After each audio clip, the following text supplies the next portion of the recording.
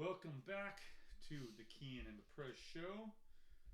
Week 1 has happened, and today we're going to give you our disappointments and our surprises, which generally are good surprises.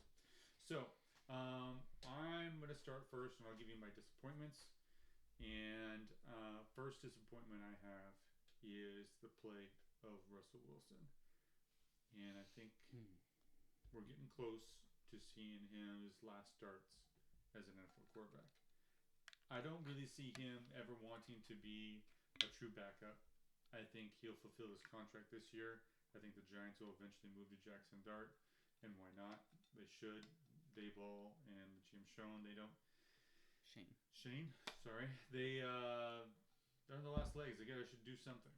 I think they drafted well, so why not put Dart out there? And they've got a lot of young talent. So I don't think Russ really fits in that mix, and he's not playing well. And if you watched him in the red zone this last weekend, it was ugly. He's losing even more steps, and if he doesn't play good against Dallas this weekend, I think that may be the best last start. So, as a Seahawks fan, it's kind of sad. It's kind of end of an era. But it's disappointing.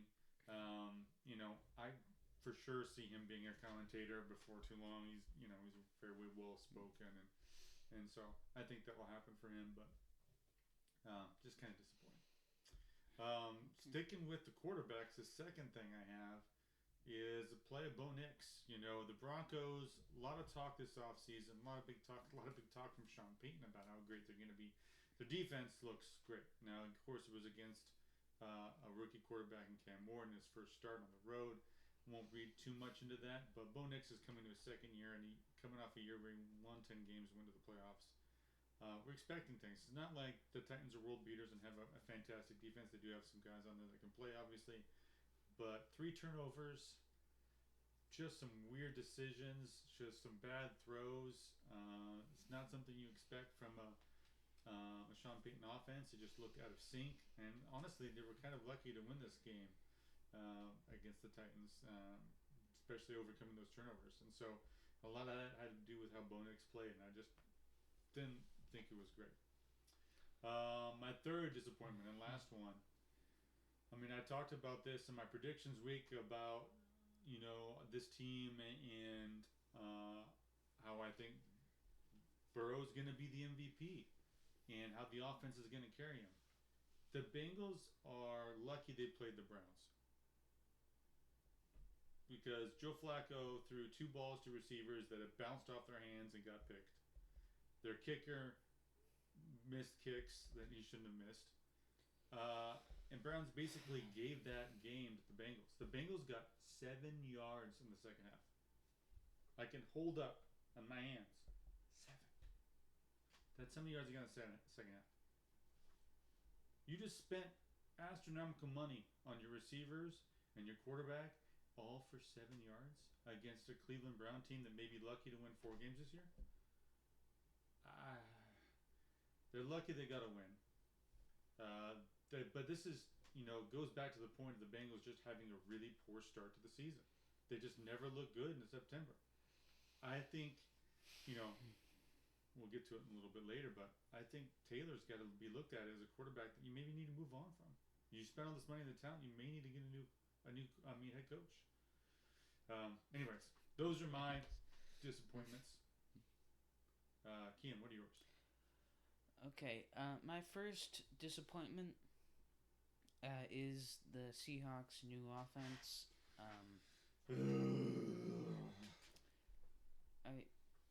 Everyone, I think, was really excited about the Clint Kubiak hiring, and I still think that could end up being a good hiring, but in week 1, it did not look good. I think Sam Darnold played fine, but the receiving room didn't do much. The run game wasn't incredible. Jackson Smith and Jigba was just force-fed the ball, and the Seahawks lost. And I don't really think it was their defense's fault, even though they made a few misplays.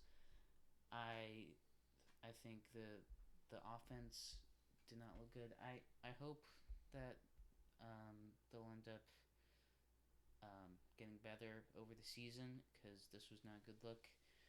And we were really hoping that we will be able to beat the Niners in Week 1, but Here's my one note I'll add to that. It looked to me like they expected to run the football better against 49ers, and when that wasn't the case, they had no game plan for that. They have no play action pass. They're just gonna do wide receiver screens. That's what we were expecting. Yeah. You know, Your wide list, zone, play action pass. That's a big staple of Shanahan's schemes. Nope, wasn't there. Anyways, go ahead. Yeah. So. So that's disappointment 1. Number 2 is Bryce Young and the Panthers. The Jaguars they looked like a pretty good team, but I mean the Panthers defense is still pretty bad. Yeah. I mean they have Mike Jackson as their second best cornerback. I think Joe Smith Wade had a pick. And J.C. Horn had a one-handed pick. That was cool, but that was at the end of the game, and that was the only time that Bryce Young started to play okay. Other than that, he looked average. He had a few missed throws and a couple picks, and he was really only good as a scrambler. So,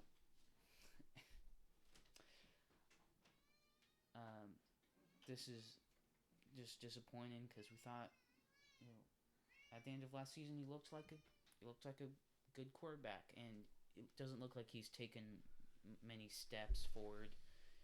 So he's still young. I think there's still a chance for him to become a good quarterback, and if the defense can improve somehow, they've got some young talent. But I'm gonna give them the benefit of the doubt because they're going up against a really tough defense. So, in my opinion, with the Jaguars.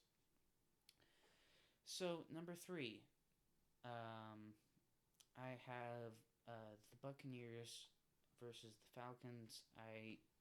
The Buccaneers were the only team in the NFC South to win a game, and that was kind of expected, but it was kind of close against the Falcons, but they still won, and they had injured players, and the Bucs. It seems like the Falcons could be the only real contender right now, and then once everyone comes back for the Buccaneers, it's going to be really difficult. But I think they showed why they invested in getting good backups because Emeka Egbuka looked great. So I think it just kind of disappointing that the NFC South isn't more competitive. We'd like to see a change up because they've won the NFC South. I mean, like 3 years or something. 5? Five. They've won it 5 years in a row. Yeah, I wasn't sure if there was a gap. Brady's last year they won it, and they've won. Yeah. Yeah. Anyway. Okay. So those are my 3 disappointments. All right. Surprises. Let's end on a good note. We're gonna get some surprises. It's gonna be positive. Number 1 comes all the way back from Thursday night and opening night. I thought the game would be a blowout, but the offensive line play of the Cowboys. Now, I know that Jalen Carter spitting, before he even got to play, is a factor in that. But Dak had time to throw. If CeeDee Lamb would have caught a few balls, they could have won that game. But the big part about it was how well the offensive line played for the Cowboys. This is not the same offensive line they had 3 years ago. They've got rookies there. They've revamped it, and they've done a good will drafting talent, I think. It's funny. We want to give Jerry Jones. He's a bad operator of a team, but he sadly is a good drafter. He does draft good talent. Yeah, he's good at drafting. He's just not good at holding on to the talent. Anyway, but I thought that was a bright point for the Cowboys, and they should feel positive coming out of that. Second one. This is a Sunday night. No, not Sunday night. Monday night. Monday night. The battle of the almost second year Yeah, guys, but Monday night. one guy's getting his first start, and a lot of people were watching to see how Caleb Williams was going to do. But that story ended up being J.J. McCarthy. And he got off to a rough start through the pick six, looked a little disjointed. Yeah. But in the fourth quarter, comes alive, 2 touchdown passes, also a touchdown run. Yeah. Brings the Vikings back. Just Real Viking quarterback there. yeah. Getting comeback win. Proof that Kevin O'Connell is a really good coach. We'll see how he does for the whole season. Vikings defense obviously was good, but JJ impressed me.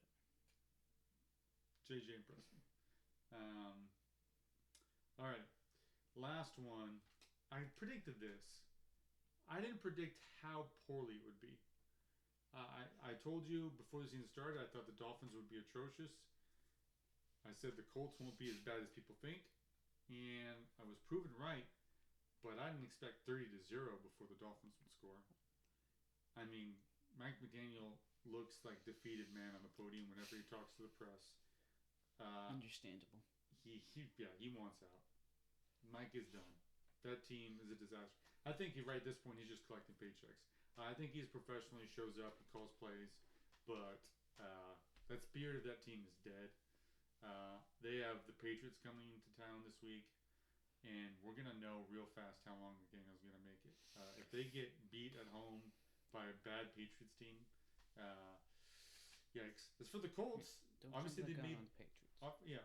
for the Colts, they obviously made the right call about Daniel Jones over Anthony Richardson. I think he's gonna fit well in that scheme. They have a tough matchup against the Broncos defense, but no one looks like world beaters in that division. So who knows what the Colts can do this year? So interesting. Those are my surprises. What do you got for surprises, Ian? Okay, so my first surprise is actually kind of a disappointment for me. Only because yes, right. Yeah, just because I hate the Packers. Yeah, this is Packers beating the Lions.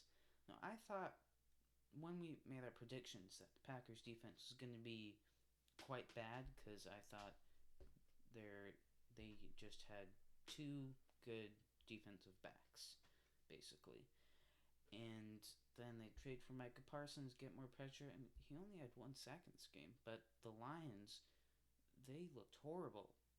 I mean, the Packers were able to pass all over their defense, and their run game was great too. But they didn't need to run the ball that much.